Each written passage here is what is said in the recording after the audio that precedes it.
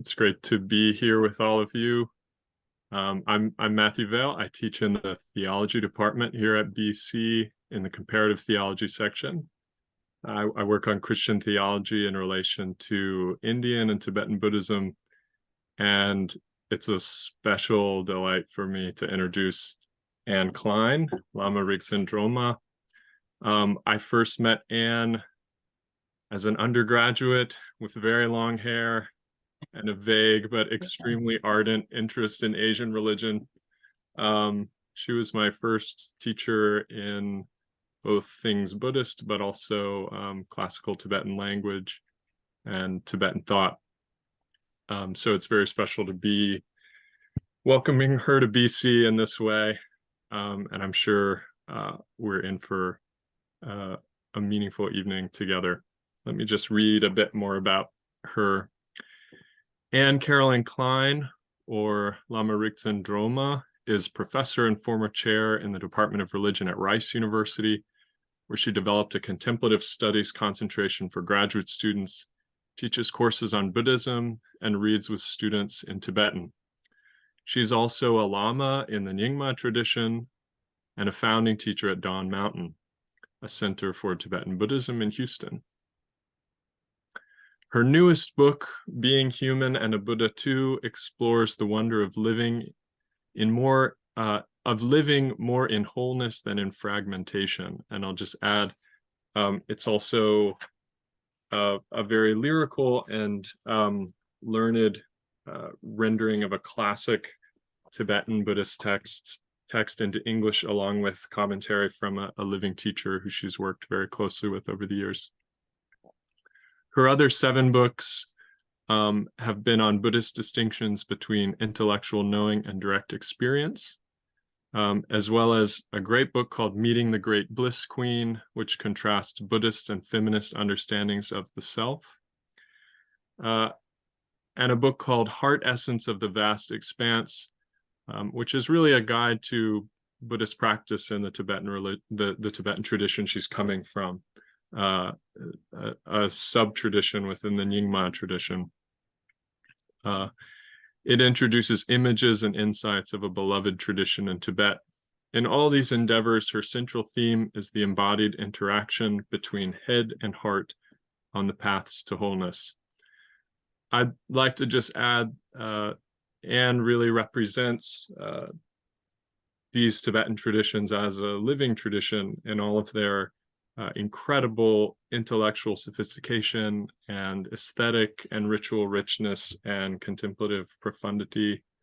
She's worked over many decades with some of the most eminent teachers from these Tibetan traditions, Geshe Tenzin Wangyal, Khetsen Sangpo Rinpoche, and Adzom Paila Rinpoche, who's the teacher she's in conversation with in this book.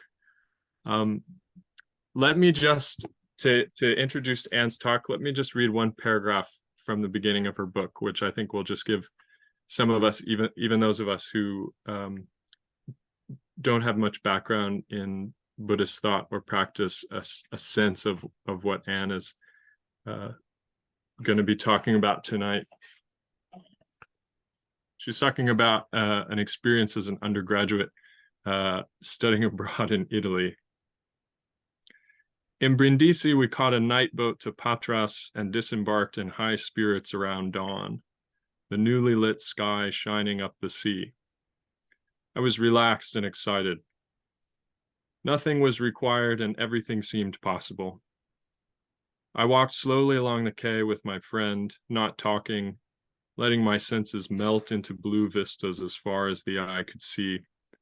The golden sun lying low, sky and water shining everywhere, feeling an intimate part of this expansive display and filled with a simple love for all of it. Something in me said, "This is how it really is. Never forget how this feels." It was a kind of vow. I didn't speak of it to anyone, and I didn't forget. But I also had no idea what I might do in connection with this unprecedented exaltation of completeness.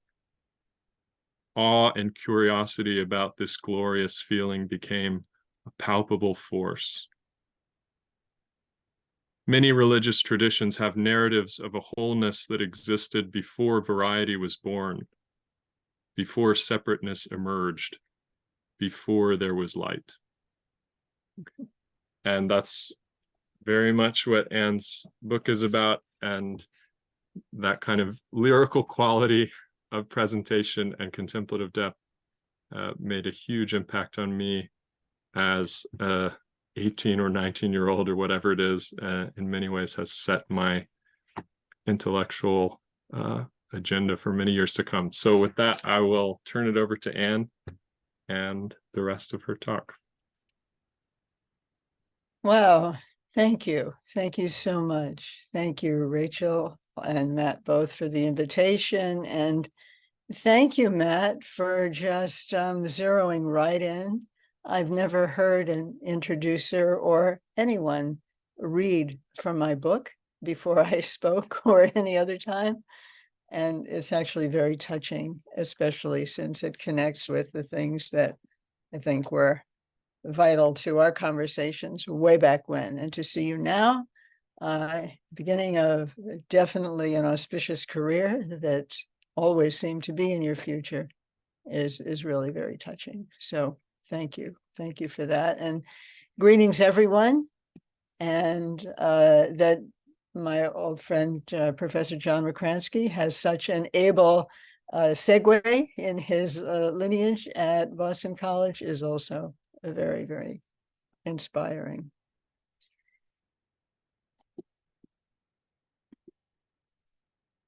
So the open sky is certainly a symbol of wholeness. And I want to follow on what the passage that Matt has read. It's one of the two main themes really today.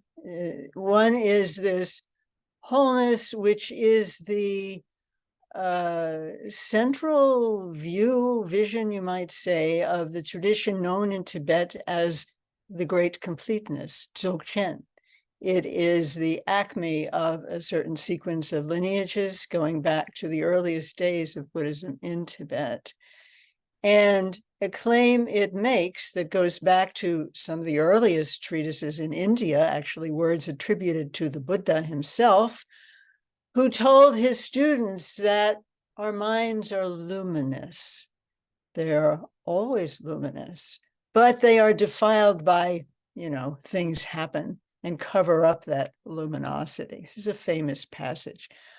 And this is a red thread, really, throughout the Buddhist teachings as it develops into Mahayana, the great vehicle in India, as the esoteric systems of Tantra, Mahamudra, and Dzogchen develop in Tibet. It's kind of a through line. And as Matt is suggesting, that moment for me in Greece was a moment when the possibility, although I didn't have words for it at the time, of some kind of vital wholeness, which was both vast and intimate, something very significant, vast and intimate, something of which we are all a part. It's not some glorious thing out there, but it's something, especially as elaborated in the traditions of which I speak, as something as always, already, and forever at the very heart of who and what we are. But what is that? and how could one get at it? It was some years after that experience in Greece that I started to read about this mysterious, really seemingly crazy idea that I first read about in Zen materials that were available earlier. Some of the first Buddhist materials in English that were available were from the Zen tradition. This was Suzuki Roshi, a founder of Zen Center in San Francisco, who would say in one way or another, you're already a Buddha. How could anyone say something like that? Absolutely absurd, and yet compelling. What could it possibly mean? And a few decades after that, on a trip to India, a trip to Tibet, to Samye Chimpuk, one of the most sacred places in Tibet, I'll show you an image of in a bit, I did meet Adzon Pela Rinpoche serendipitously, unplannedly, totally unexpectedly. And he offered to teach our small group individually, he said, because everyone is different. And so there were these individual interviews, which I helped translate. And he's kind of a big mountain of a person, but also kind of made of light, and not heavy, but big and powerful. And he kind of leaned over and he said, do you think you can become a Buddha in this lifetime? And so there it was, that question. What does that mean? What kind of idea is this? And hence the title, The Art of Being Human and a Buddha Too, because I will show you some art that relates to that theme. So it's kind of been a theme of my life, I suppose, and it's certainly a theme of the tradition of Dzogchen, of whom the great architect is the 14th century Longchenpa, whose writings were also part of my early conversations with Matt. Longchenpa says that wisdom, so if one is already a Buddha or has the potential to manifest one's Buddha-ness, then it must mean that some kind of wisdom is already available, that it's not just a big slog from here to finally getting purer or more educated. It's a possibility to open something that's already there. And in fact, Longchenpa says that wisdom is everywhere in our experience.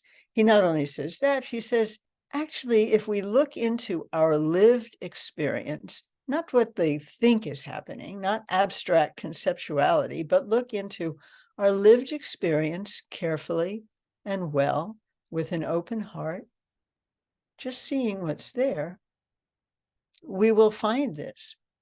This wisdom is what we will find is the very essence of every other experience that we have. It sounds rather nice.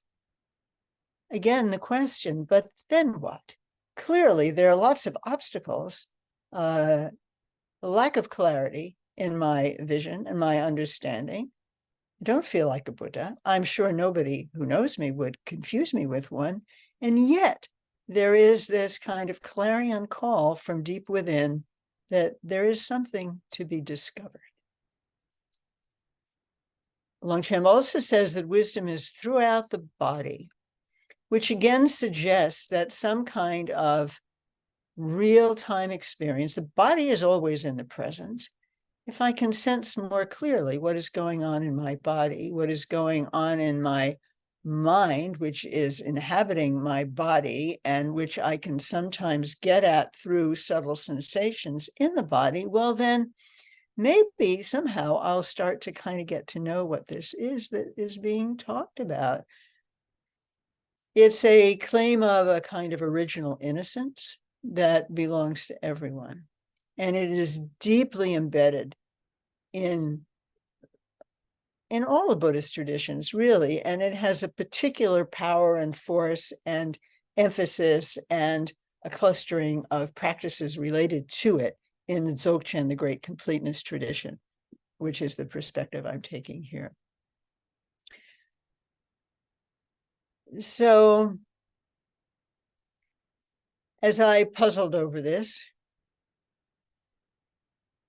in sort of the middle decade of my wondering about this sort of thing, I remembered something that you may also remember from your own experience, which is learning to read. I remember a tremendous yearning to read when I was, I'm not sure, 4, 5, 6.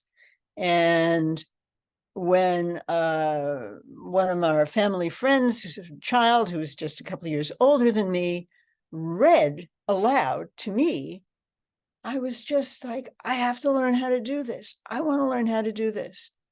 Not unlike a practitioner has a yearning for, discovering their real nature.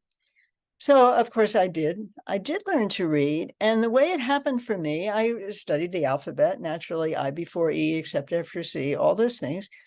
And very excitedly, I had a book, I think it was called Sally Goes for a Train Ride, something like that. And I sat down and I could read like the first half sentence, but I just couldn't read any more than that. So I put it away. And the next day I opened the book. I didn't ask anybody to help me. I didn't study it in between, but somehow the next morning I could read a little bit more. And the next 2 days I could read a little bit more, but then I could just go so far each day. And yet when I came back to it, it came back to me.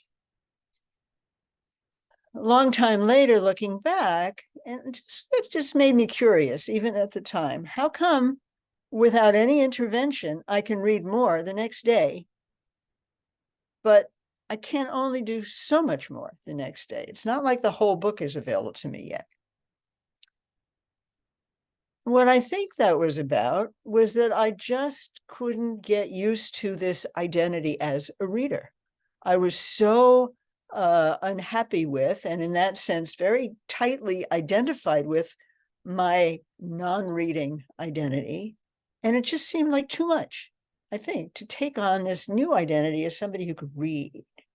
But gradually I got used to it and I could read. And I think that something like that is occurring in this kind of path as well. This kind of path is what we would call in Buddhism a wisdom narrative. The wisdom narrative is what I've been expressing so far. There is something already there that can be discovered. And Longchenpa even says, actually, he quotes something that says, nothing hinders waking more than remaining unaware of what is already there, right there, without fuss or frills. He's referring to this open sky of one's nature, if you will. So the wisdom narrative is that wisdom is always here. It is an ocean of which everything else is a wave. It is the sky.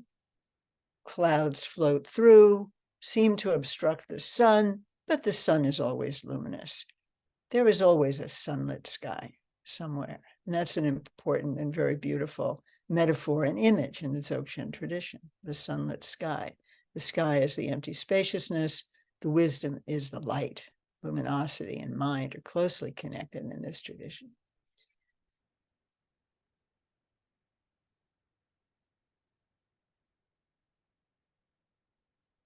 The other narrative is what we can call the karmic narrative, and that is the story of the clouds, the story of our brokenness. If the wisdom narrative is the story of wholeness, a wholeness which, by the way, is not monochromatic. Wholeness does not mean sameness. In a Bön Dzogchen text, a phrase that has always stayed with me is, because there are many, there is one. Wholeness means some kind of richly endowed space in which things that to a smaller mind, a lesser perspective, might seem separate, but they're part of a wholeness. We are part of the wholeness of this cosmos. For example, we're all children of the Big Bang. We've all come from space, and yet we're very different. So if the wisdom narrative is a story of a kind of wholeness for which we perhaps long, given the brokenness of this world in many ways, the brokenness of our own hearts, the brokenness that inevitably impacts our lives. Samsara is always unsatisfactory, first Buddhist teaching. It proves to be true, at least enough of the time to make an impression. Then the karmic narrative is the story of how we get in our own way. We think we are the clouds.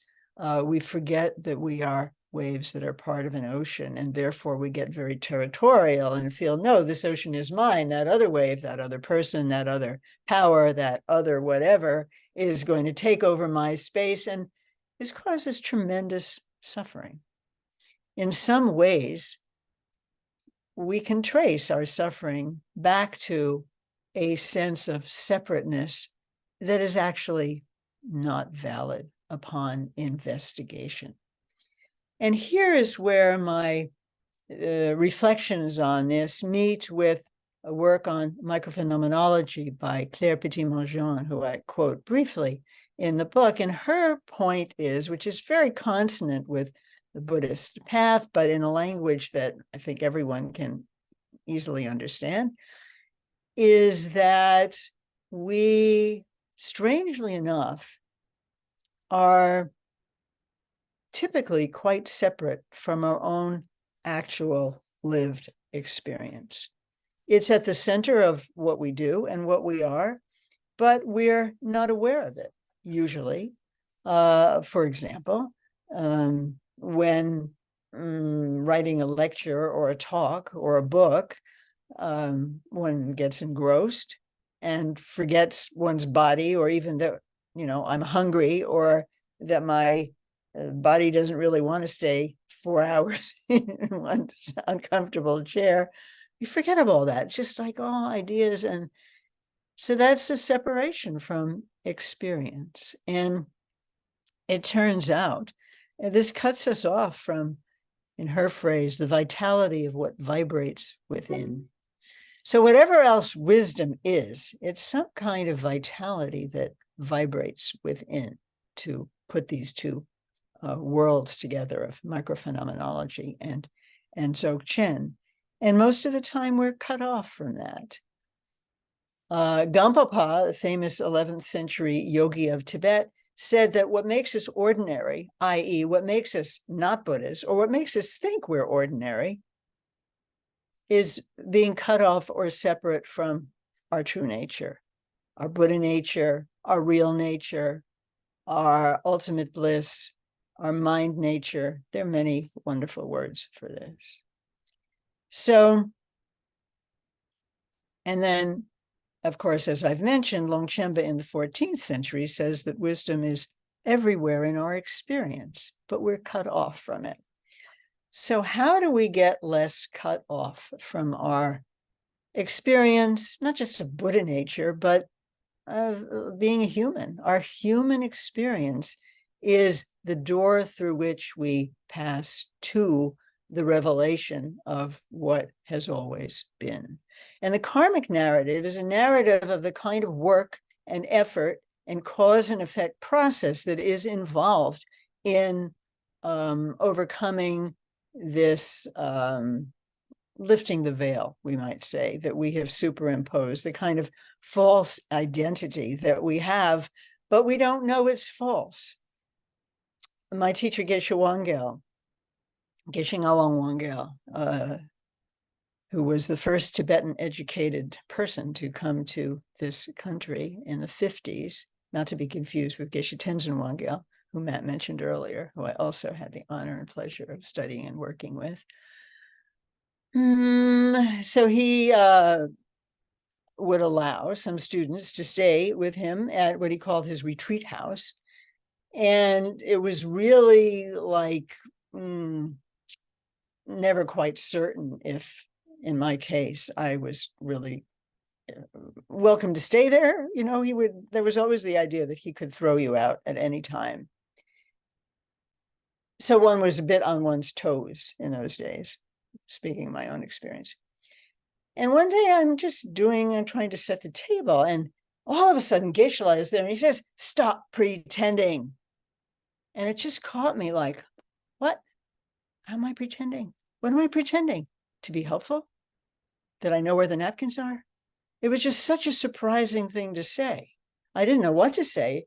And luckily, I wanted to say, but I'm not pretending. And I thought that probably won't be a good thing to say, because there's something here for me to discover. And, as gradually, I was really the very beginning of my kind of connection with Buddhist teachers, or very early on. And, it took me a decade, 2 or more, to reflect that, from the perspective that we're now speaking from, anything short of recognizing our real nature is pretending. We're pretending to be humans. In one way, we are Buddhas pretending. It's just like I was a reader beginning to read, pretending somehow that wasn't my real identity when I was walking right into it. So getting in touch with one's experience is important. Karmic narrative and the wisdom narrative.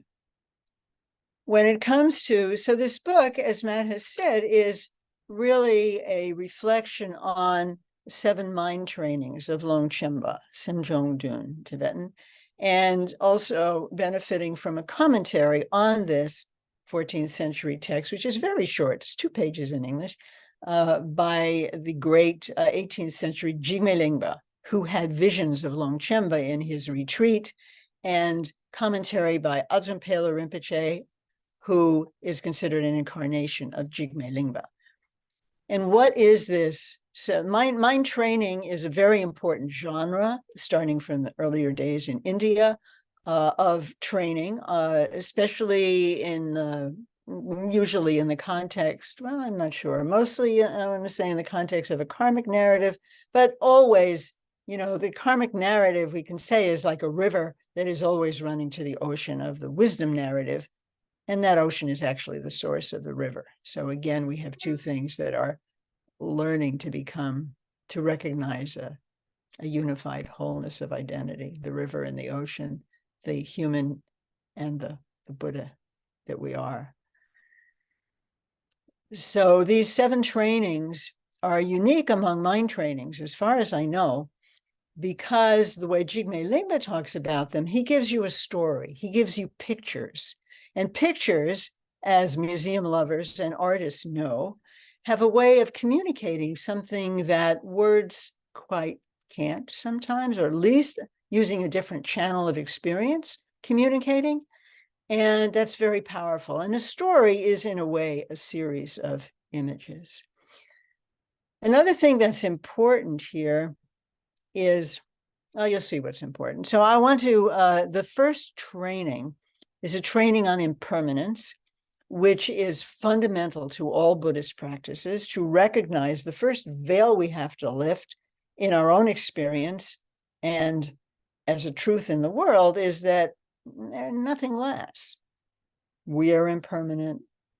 Changes not only in the air, it's in our tables and chairs and houses and teeth and bones.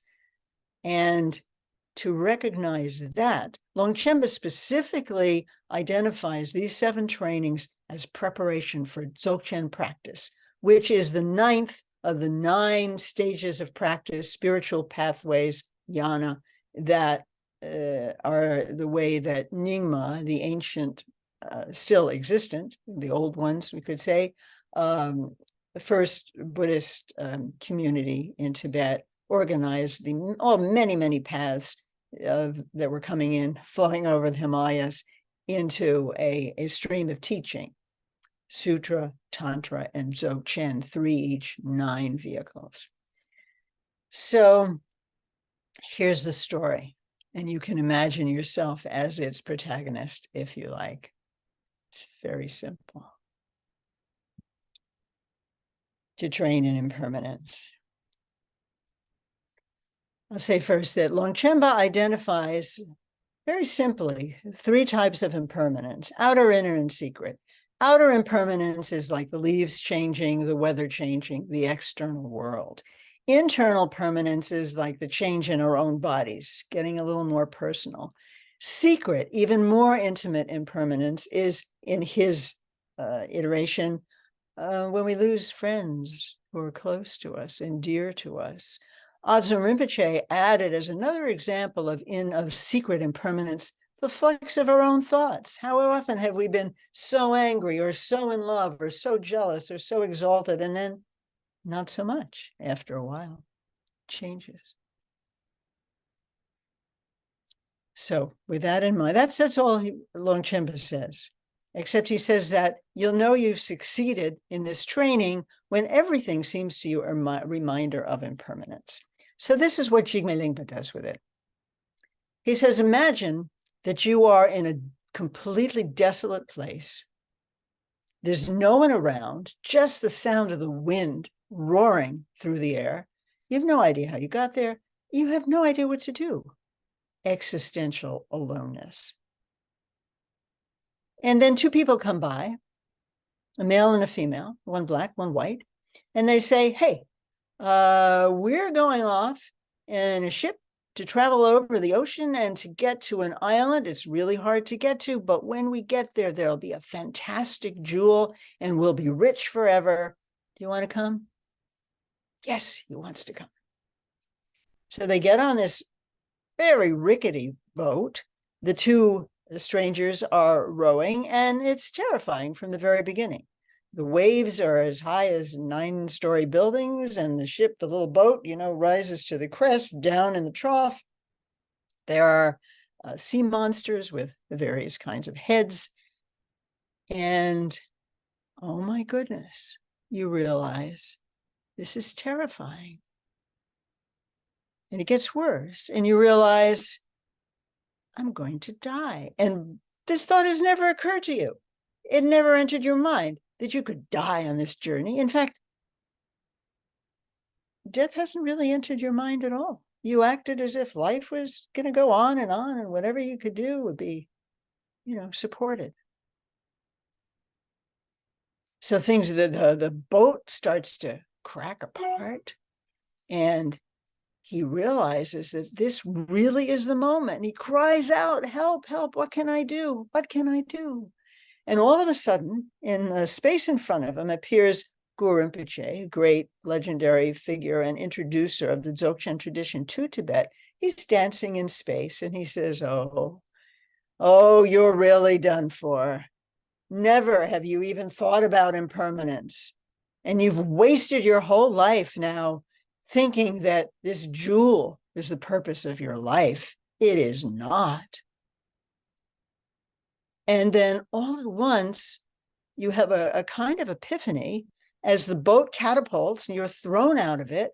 And Guru Rinpoche, as Buddhas do always, sends out light from his heart. This light enters you, you become light, and you dissolve into Guru Rinpoche.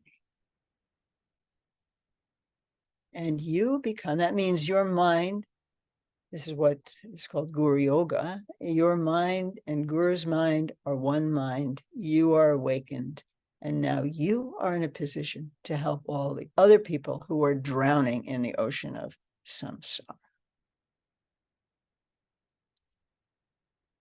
And then Nyingma says, now let go of all that. And he gives a pith instruction to simply observe your own mind, which I'm going to say more about in a little bit.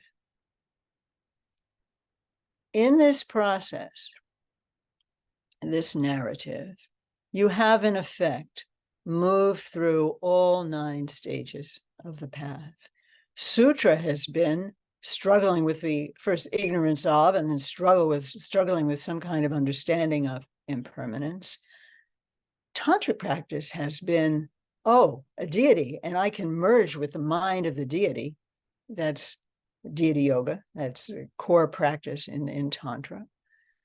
And then just resting and you're letting all of that go, no method anymore, just resting in the nature of your own mind, in ways we'll come back to in a moment. That's Dzogchen. And Jigme Lingpa also says in the course of his commentary that for one who can, he says, the consummation of the teachings is when the entire range of instructions, the doctrines of Sutra and Tantra, are understood in a single sitting.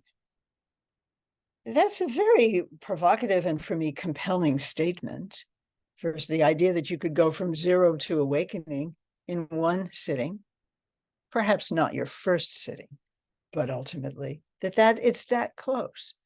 And in effect, that's what you are doing in this vignette, and similarly in other vignettes in the other trainings. You are awakening, getting past the waves of samsara, being part of the space that is part of everything, recognizing your own nature. So let me say show you a few images that help us see what words do not, perhaps. And then we'll come back to this last instruction. I just have a very few. Let's see.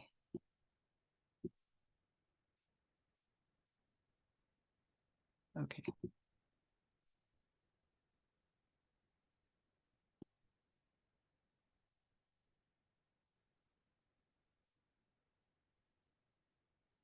Okay, this was Longchenpa's view. The great Longchenpa, the architect of Dzogchen in Tibet, he sat here. My own teacher of the heart essence of the vast expanse received that tradition from him here. The vastness of Tibet, the sky, the clouds, the mountains too, which have La, which have vitality. La is something that exists in living persons and also in nature. A Lama is one who has a lot of La, a lot of vitality or charisma. That's one etymology. And mountains and such places also have a power that communicates. So Longchenpa and my own teacher would sit here and observe. And this is Samye Chimpuk.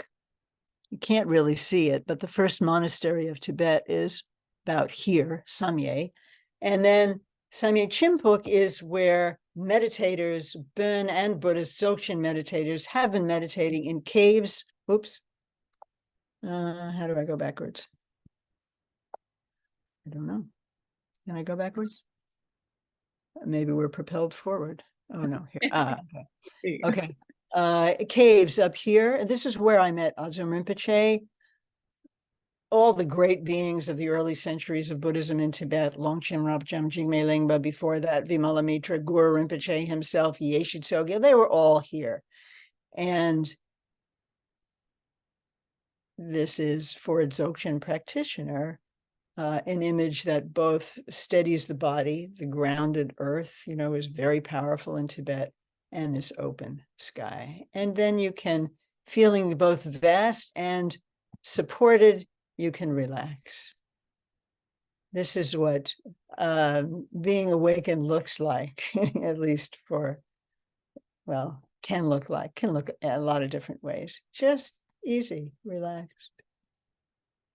And the feminine is a very important part of the discourse on wisdom. And I just wanted to show you this statue. It's one of the few genuinely old statues still in Tibet. Now it's barricaded by a fence, but I took this in 87. It's actually from the 11th century. It was buried by Atisha. Atisha encountered it in the 11th century. It was buried during the Cultural Revolution and protected in that way. And and Tara is very much related to the mother wisdom, the mother perfection of wisdom. So that's another way, the face, you might say, that is everyone's true face of awakening. And this is a statue of Jigme Lingpa at the Serinjon nunnery in Tibet, which is where Jigme Lingpa founded this nunnery and died there. And his advice is, recognize your mind as the root of samsara and nirvana, an awareness free of artifice. He had a vision in which he was told always to wear a vajra on his head, and so he does. And this is Adzom Pela Rinpoche, who I met in Tibet, and this is where his monastery is. This is a place sacred to, very, very powerful place. Unbelievable things have happened there. We've seen some films of them. And this is him in his ceremonial dress, hat. And this is him attracting some birds. And there are many pictures of him, not many, but I've seen a few of animals just kind of gather. It's a very, very great Dzogchen Lama. So I wanted to share that with you. And this is another way, again, relaxed. I don't know how to get the gallery out of my way so I can, So this is that last instruction. After you have imagined yourself terrified on the waves of the samsaric ocean, and liberated, awakened by your vision of Guru Rinpoche, Jigme Nyingma says, well, let all of that go and just leave your thoughts of the 3 times to themselves without support. That's one instruction. This is all one instruction, but it really has 3 parts. So that leads one to inquire, what do I do to support thoughts? You will find your own answer in your own lived experience. Be wholly open and at ease. And then, whether your mind is moving or at rest, simply maintain mindful awareness. It's simple enough, and it has the potential to open to, well, you would see if you were to practice it, but certainly potential to open to some kind of wholeness. And again, just this sweet image of ease, and one more image of ease that I just love. This is Cambodian. I notice the thinness of his arm, suggesting that his head is not so heavy as our heads may often feel. So that is a story of the journey to awakening, according to one system, at least a few moments of that journey.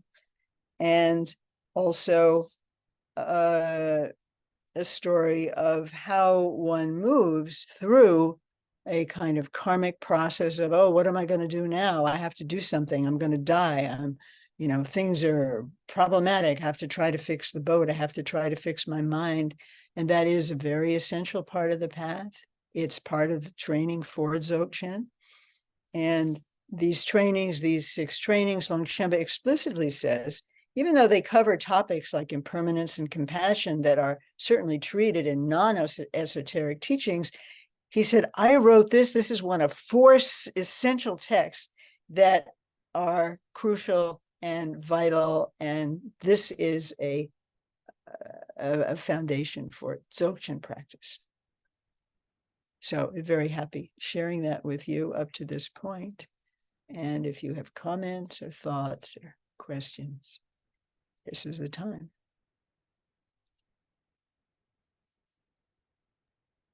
I'll just say once more, we can take questions either in the chat, or you can simply unmute yourself and intervene, or you can use the hand raising function just to let me know that you'd like to get in.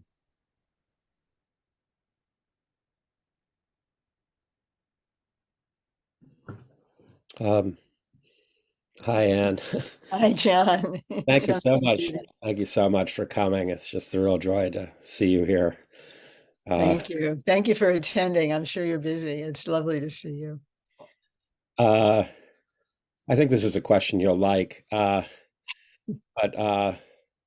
another aspect of the teaching and the tradition that you're sharing from, I know you're very, very familiar with, is that there's a kind of a deep compassion, in fact, deepest compassion, that comes with this reuniting with our primal awareness, so that the reuniting with, or realizing our primordial goodness or Buddha-ness, that with that comes a kind of a depth of compassion that otherwise would not be possible. And I've noticed when people talk about things like Dzogchen and Mahamudra, sometimes there'll be reactions, especially among Christian theologians.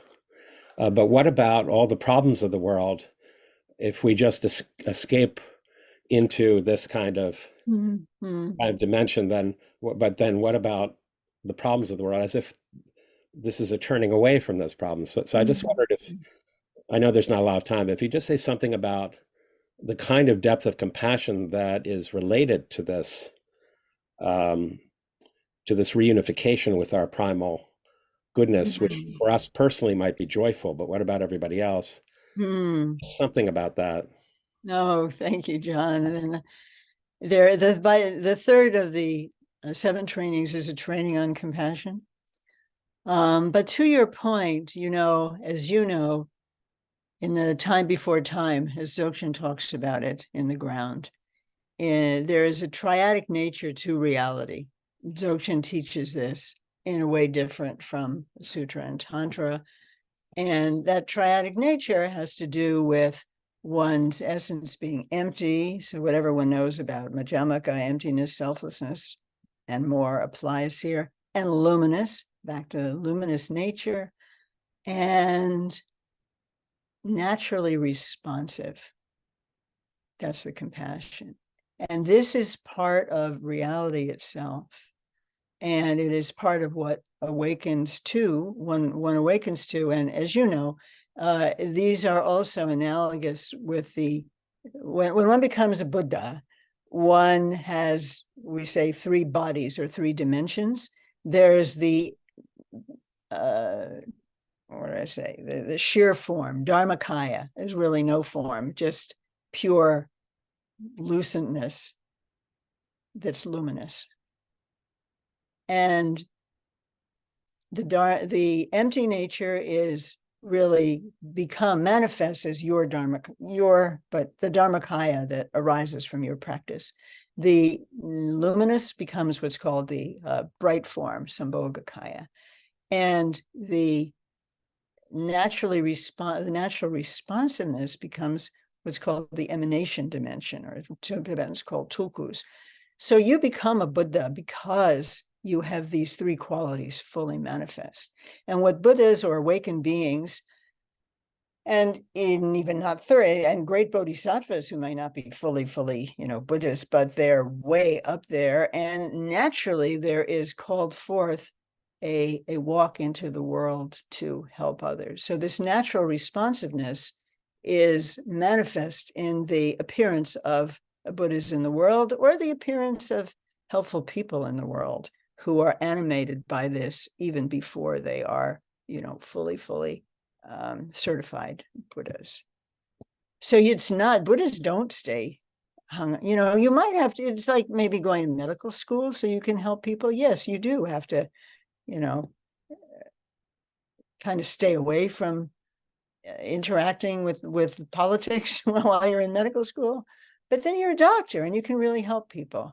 So that moment of quiet that you're referring to, John, as you know, that's just preparation. That's not the end of your career. That's to become this ever active, interactive being. That's the story. Yeah. And I think that's why it says at the end of that little vignette, even though it's not going into all this triadic nature of essence, nature, and responsiveness, it says, now you, having united with Guru Rinpoche, mind to mind, heart to heart, now you can help the others. And that's what presumably you will do. So thank you. I think it's a really important point to get out there. Yeah. And what do people say when, I'm sure you have told people this too, in your theological companions? Is that persuasive? Yeah, I think there are corollaries across traditions, that there could be a kind of a depth of compassion that is not possible until we realize how much we've been caught up in, how many layers of suffering we've all been caught up in together, and then to have a glimpse of freedom from that for a moment at the inmost level is also a compassion for all that we've suffered through. The vignette that you described, the vignette that that's so beautiful that you shared, is really crystallizes that right at the end. The whole point of all these struggles, we thought it was about ourselves. Yeah. Individually, it turned out it was always about everyone, but couldn't possibly have seen that. And right. Yeah. That then correlates with what you were doing, because I think just the question you were asking, sometimes socially active theologians of various traditions are very identified with ideologies and strategies of making the world better as soon as possible.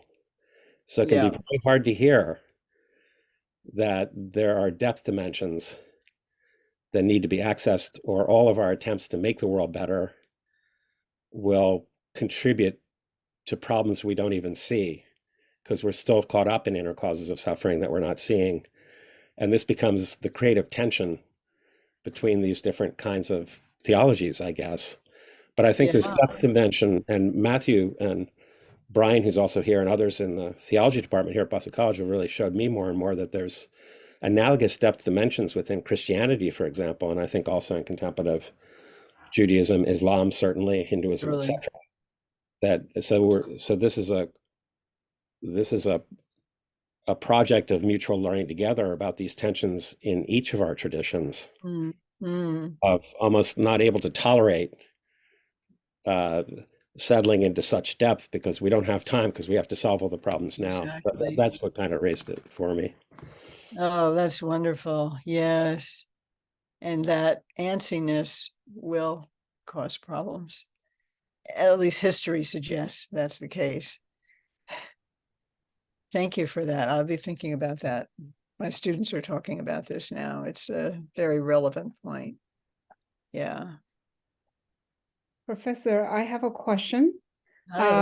My name is Chizan. I'm actually in the Boston College Theology Department, so I have a lot of my colleagues here. I'm particularly appreciate Professor Mankransky about making the comments. I am a Christian ethics. I totally agree with your point about the problem-fixing mentality distracting us of our self-cultivation.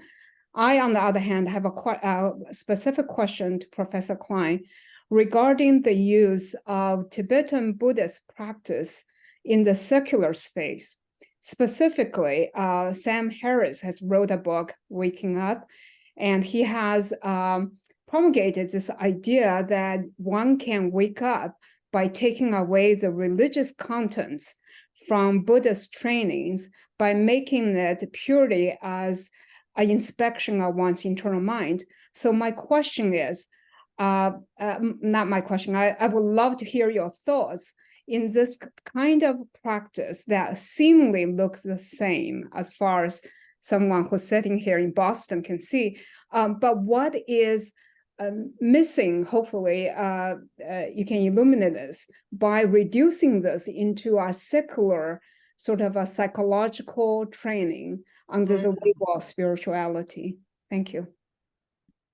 Thank you. Very, very interesting question. My students are telling me about Sam Harris. I have not read his book, so I can't speak specifically. But to what you're raising, you know, I will dance around it a little bit because I don't know. I feel that I'm kind of won over by Longchenpa's point that this actually does exist in everyone, whether you would call it Christ nature or luminosity that St. Thomas, whatever you would call it. It's clear to me that people in different traditions do find something that's greater than themselves, and that is a place of stillness and rest, and also beams forth compassionately. That seems clear. So whether you could do this in a secular way, and what even that means to be secular, as you know, in traditional Asian, in any traditional culture, the world is not divided into the secular and the religious. So this is kind of a new thing. And what does it actually mean?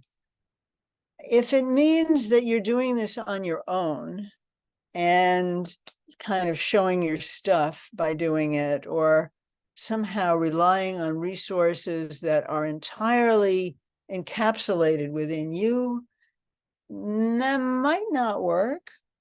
I mean, it seems that one of the really important things, both in microphenomenology and in practice, Buddhist practice, particularly in Tibetan context, is the, and in the vignette that we just saw, is the sense that you're connecting with something larger. Gregory Bateson would say, or 12-step program, something greater than yourself. So if secular means that you are going to deny that, I don't know. I think that's kind of an important part, because how separate are we anyway? In the end, the principle is, Longchenpa says, Dzogchen, many teachings say Buddhism and ordinary beings, they're just different names for different states of ignorance. It's not like they're in different universes. So the very insistence on secularity makes me wonder. I don't know exactly what it means to him, so I can't say more. But, why not be open? Maybe there's grace, maybe there's blessings. Does secularity allow for that? Or is that all your own ingenuity, So it's a wonderful question, and I'd be very happy to hear more of your thoughts on it. Those are Thank some you of very mine. much. I just want to add one last point of the point why I raised the question. Sam Harris is part of New Atheism. So the question itself is trying to say that all, including the Buddhist Tibetan tradition, has an irrational component that is unnecessary, in Sam Harris' point, in leading to the enlightenment that is desired. I greatly doubt that. It doesn't jive with my learning and my experience. But what I raised the question is it become very popular and very dominant in the secular culture. And I think as religious scholars, I think we have to take this opposite treatment of religion as irrationality seriously. But I really appreciate your comments. Thank you very much. And I appreciate, thank you, Jane. I appreciate yours. It's not irrational. Poetry is not irrational. It's evocative. I agree with you. It's not irrational. It has maybe a wider horizon than the secular horizon, but that's not the same as being irrational. So yes, I think it's very important. And I think one of the big differences, perhaps, between what we call secular and religious is a kind of materialism. And Dzogchen is not materialistic, that's for sure. And Sam Harris maybe is. And what is behind this allergy to so-called irrational? Not everything makes sense. We know that. There are many things we can't explain. So actually, thank you for alerting me to this issue. And I will acquaint myself further with it. I think you're right. I think it's really important. Really, really important. I appreciate it a lot. Let me turn to Brian Robinette, one of our colleagues in theology here, for a last question, just packed into the end here. Brian, you're still Professor muted. Klein, thank you for your wonderful talk and for all it is that you represent in terms of practice and scholarship. My question, which I know we're just having a little bit of time here, I wanted to ask you, you're both a scholar and obviously a practitioner. And a number of us who are gathered here have also some combination of these things. Not all of us, but many of us are scholars. And particularly for those of us who write about contemplative practice, my question is, where are some of the tensions that you've experienced in maintaining the integrity of your scholarship, but also being a practitioner? But have you also found some frustration at times that being beholden to scholarly demands prevent you from doing in your work, even in your scholarly work, all that you would like to do in terms of the combination of the practice and the scholarship? Anyway, just about this kind of the tensions or the possible integrations of that for those of us who are working in similar tracks. Yeah, I think it's context dependent. I mean, there's pre-tenure and post-tenure, and those are just realities. I would think I was pretty lucky. I was, Buddhism was a pretty nascent field when I got into it. So it didn't have quite the, I think, threat against practitioners that I think my colleagues in Christianity, it was like really, really verboten. And with Buddhism, it was, maybe you were a little weird, but it wasn't quite as. So that said, I don't think I have felt that too much. Have I? Not really. I kind of wrote what I was interested in, and it turned out, interested in epistemology. My early work was very much based on reasoned texts and theories of mind, ordinary mind, phenomenology in a way. I think this is the first book where I at all speak a little bit from the perspective of a practitioner. And that I did that really because Dzogchen is all about first person. And when I thought about this book, I felt like, well, I don't want it to sound like a certain kind of bricks being laid or something. I really want it to sound different and alive, because that's what it is. So I felt I had license to do that. And in terms of the integrity of what I was writing about, and also, because I've been around for a long time and they're not going to fire me for doing that. But, in terms of being taken seriously in the scholarly world, that's another matter. If the bulk of the people in your field don't think that that's a real topic, then you're a pioneer. Where are you on that spectrum, if I may ask? Well, I'm definitely post tenure, and I can venture into some experimental spaces, which I'm fortunate, but I see similar dynamics as what you describe, but it's something that is on my mind, and I know a number of other people too who are very interested in contemplative practice and the contemplative dimensions of life, of course, but also of theological practice, the craft of that. It seems a very worthy topic of study, really. It's kind of a narrow prejudice to feel, to relegate it to the irrational, as we just heard earlier. Mind is bigger than that. So I think things are changing also. I think they've changed in the last 10, 15 years. You have contemplative studies programs now, and it's more out there. Yeah, thank you. Thank you for bringing it up. And well, that puts us at time. I'll just say briefly, I think, and for me, your work has always been this kind of perfect simultaneity of the scholar practitioner. So maybe you uniquely are unable to speak to the tensions there because of the way they've been so coincident in your life's work.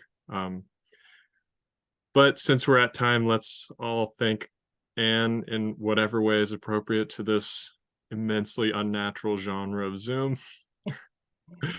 And I will, yes, and I'll turn it back over to Rachel in case she has any final words. Thanks for this great talk and sharing all of this with us tonight. And thank you. And thank you all. And Rachel. Yes, I want to second what Matthew said, and thank you very much for being here this evening, and for taking the time to spend with our various constituents, and for everybody for tuning in.